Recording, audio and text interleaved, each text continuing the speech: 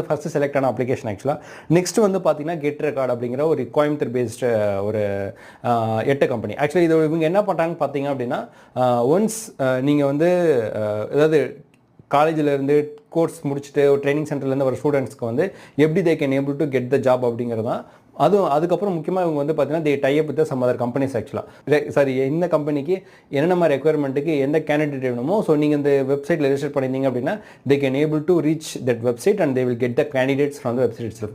அதாவது இண்டீட் நாக்குரி மாதிரி இல்லாமல் அவங்க அதே கான்செப்டில் கொஞ்சம் ஏஐ யூஸ் பண்ணி கேண்டிடேட்ஸை கரெக்டாக ஃபில்டர் பண்ணி அவங்க வந்து நீங்கள் ஜஸ்ட் ரெஜிஸ்டர் பண்ண முடியாது. அதில் அவங்க செட் ஆஃப் கொஷின்ஸ் வச்சுருக்காங்க.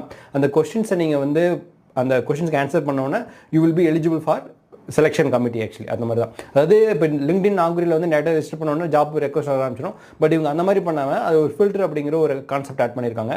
கேண்டிடேட் போய் அந்த வெப்சைட்டில் ரெஜிஸ்டர் பண்ணுறோம் அப்படின்னா ஃபஸ்ட்டு வந்து அந்த இன்டர்வியூ கொஷின்ஸாக அவர் வந்து பண்ணணும். அதாவது இப்போ